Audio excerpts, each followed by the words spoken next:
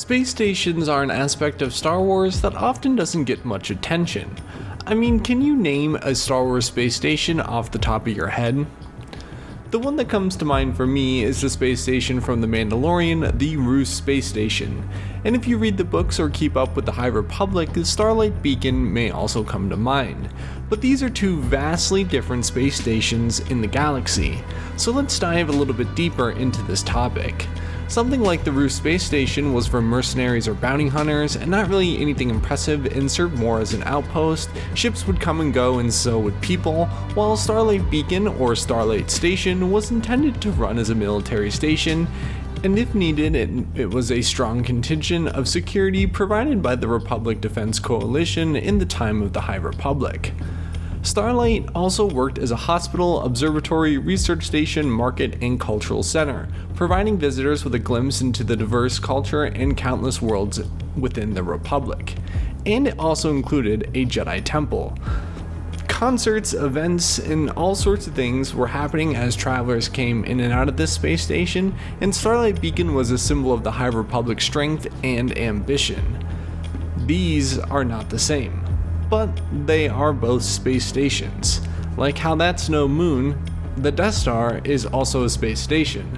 By far the largest and most iconic space station, and unlike previous space stations, this one is a weapon, providing with massive docking bays and cannons wrapped around it.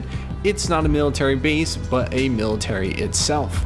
Carrying more than 1 million personnel, it was something to behold, and we've seen nothing like it in the Star Wars universe. The Death Star dwarfs other space stations, but you know what they have all in common? They all get destroyed. Just about every single space station we see in Star Wars gets destroyed. But there is a couple more to look at that I would consider to be space stations, but are more as orbital shipyards, like the ones we see in Scarif in Rogue One. I would definitely consider that a space station, and the Empire uses these on a number of planets. In something like the Nadiri dockyards from Star Wars Squadrons, this space station is built right into an asteroid, and like the Empire and the Rebellion, their space stations are also used to build up their military. But also similar to the Nadiri dockyards, the Ring of Karafine, which was a mining colony, not a space station, but more or less served as one, was also built into an asteroid. So there's a lot of different ways that space stations are built, whether they're singular floating stations, or if they're massive structures being built up, or if they're being built directly into asteroids. Something like the Kobo Observatory in Jedi Survivor, I would definitely consider to be space station-like, but of course it was just an observatory, and that also came from the High Republic era, and gives us another glimpse into what stations look like in the Star Wars universe.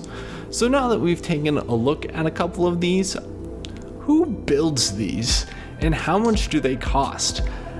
Ironically enough, the only real plans that I could find for who builds these space stations is the Death Star, with its provided plans from the Geonosians. That was their design, but everywhere else there's no manufacturers or where they get built. They're simply just a part of Star Wars, and there seems to be no limit of how large or small they can be, ranging from something like the Roost Space Station carrying, maybe 10 ships, all the way to the Death Star carrying thousands of ships.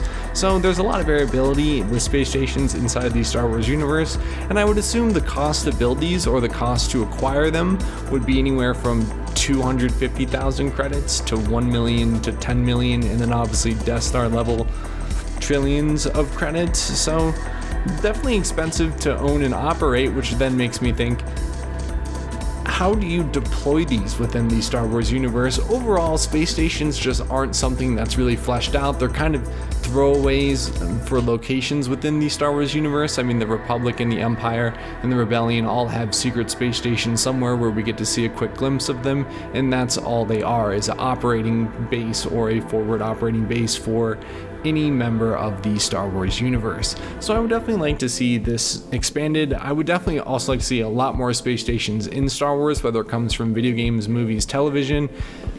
there's something cool about a space station, and I think Star Wars could use a little bit more. I mean, like I said, the Death Star is a space station, and it doesn't get much cooler than that. So with that, that's kind of a quick look at space stations inside of the Star Wars universe. Subscribe if you would like, and until next video, goodbye.